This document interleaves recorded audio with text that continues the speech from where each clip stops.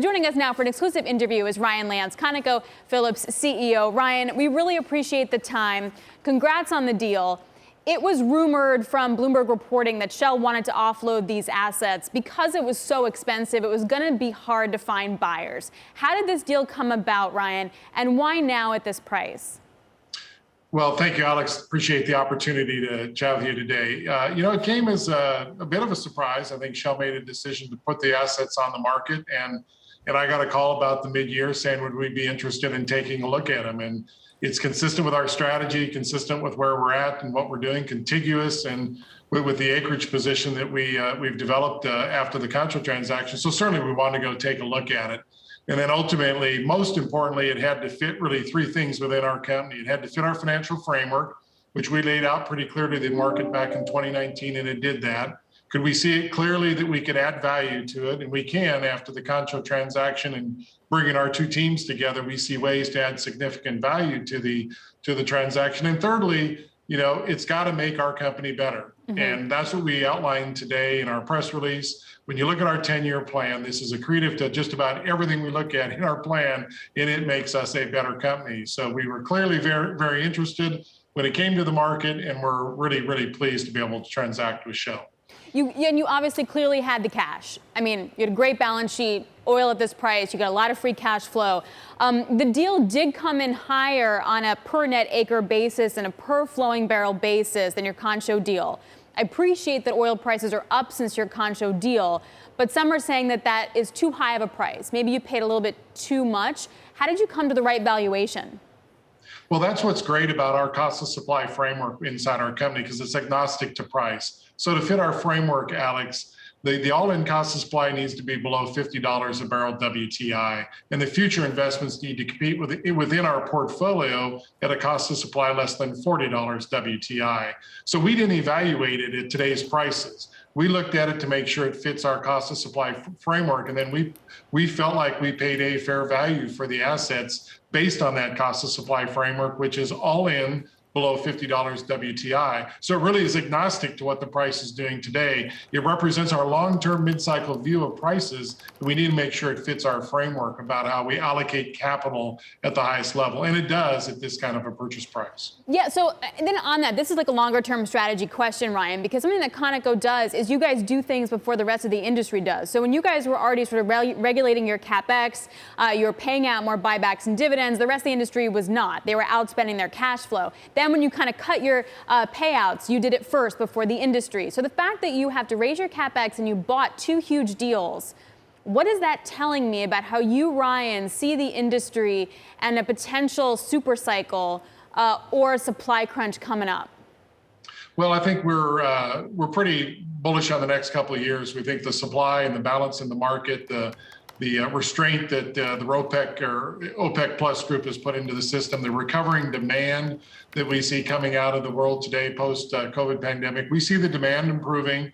We see probably getting back to pre-pandemic levels by the end of the fourth quarter into the first quarter of next year, and the market getting relatively balanced. And then there's been discipline, as you point out, on the U.S. and the E&P investors, which is what we've been following for the last 4 or 5 years. We think that's important. We still see that discipline. So we're pretty constructive on the price going forward. But in our kind of view, the world is going through an energy transition. There's going to be increased demand for the product as we go forward. So we want to be in the best basins and the lowest cost supply basins around the world, and that's what the Permian Basin represents. We've got a very stated strategy to be really, really driving the company and its portfolio to the lowest cost of supply so we can continue to meet the demand in a transitioning world. And that's going to be really important. We have what we call a triple mandate. We think that we have to meet that demand in a transitioning world. We have to do that reliably and affordably. Second, we have to make sure that we're getting adequate returns of and on that capital that we're spending so investors will invest in this business. And then we have to do it sustainably. We have to take care of our Scope 1 and Scope 2 emissions, the emissions we create as a business, to make sure that we're doing that over in a Paris-aligned climate risk strategy. We were the first E&P company to come out with a climate risk strategy that was aligned to Paris. So we'll reduce our emissions. And in the announcement we made last night, we're increasing our target with our emission reductions plan associated with the combination of these assets. Ryan, let me jump in. Good morning, it's Guy. Good morning, Guy. Can I take you back? Can I take you back to the point you just made about investors and how they'll be feeling about this deal? What do you say to, and I'm sure there are some, those investors that say, you know what, we'd rather have had the cash flow returned to us. That is why we're investing in this sector right now. That's why we're investing in ConocoPhillips. You've gone out and bought some acreage.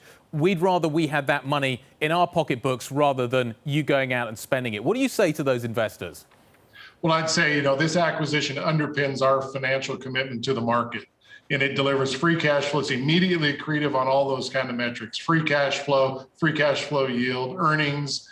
And so we're taking that money, we're investing it over the course of the next 10 years. We already showed how it's accretive to our 10-year plan. It delivers that and more back to the shareholders over that 10 years. And that's at $50 WTI prices. At today's prices, the shareholder gets a return and then some on its investment in half that time. So this is what we do. This is what we're really good at as a company. And I think investors should want us to be making these high-valued, accretive kinds of opportunities because it makes our plan better over the next 10 years. It makes us a much stronger company doing what we do really well. Some investors may have looked at this deal and thought, hey, I thought these guys were focusing on Alaska rather than the Permian. Is this a zero-sum game? Is a deal in the Permian a deal kind of against what is happening with you guys and your acreage in Alaska? No, Guy. This is, we strongly believe in a global diversified portfolio. It's one of the strengths of our company, and it's one of the differentiating attributes of our company relative to our E&P competitors and our peers. So it lowers the capital intensity by having these large legacy positions in places like Alaska, Norway, Canada, the Far East, Australia, Qatar. Those things just add to the capability of the company. They lower the decline rate of the company.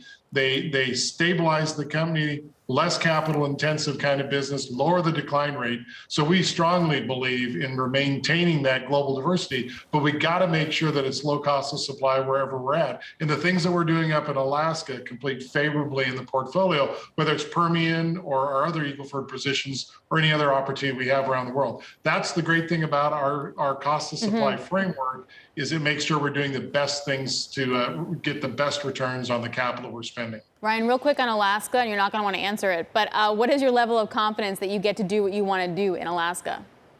Well, we expect to do what we're wanting to go do, Alex. This is nothing new to us. This has been our 45-year track record in Alaska.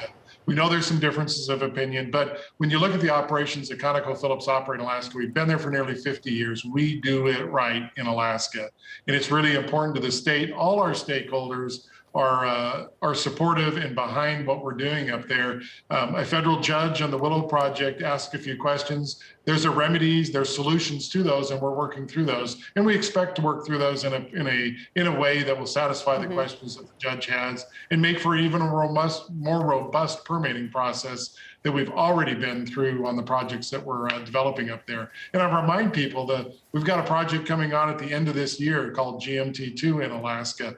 We've reinstituted a number of rigs that are drilling up there, and we're still operating and still investing capital up there that's very, very competitive in the portfolio.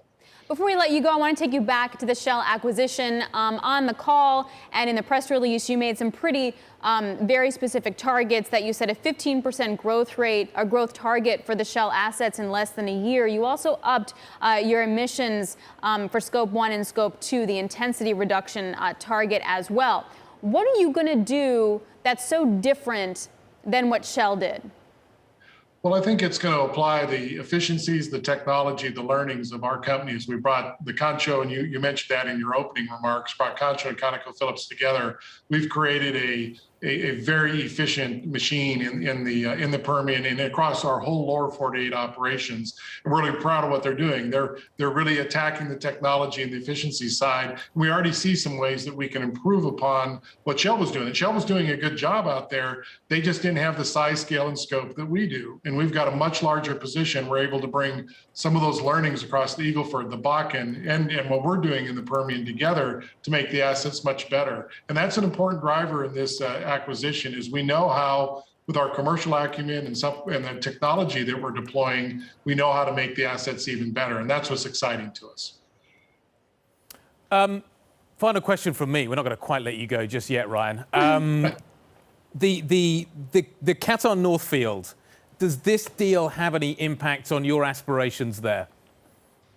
No, Guy. I think we're well placed in Qatar. We've been there for a long time. We're a participant in one of the large mega trains at Ras Laffan, and we're competing with a few other companies to secure a position in the expansion project as well. So no impact at all. Again, it goes to sort of the global diversification of the company. We invented some of the LNG processes 50 years ago up in Alaska. We have our own proprietary technology. We know the LNG business really well. We know the customers really well, and we're pretty bullish on LNG markets going forward over the next 20 and 30 years. So it makes eminent amount of sense for us to be in the middle of that. But again, whatever we do there has to fit our framework. And if it fits our framework, we're happy to move forward very aggressively.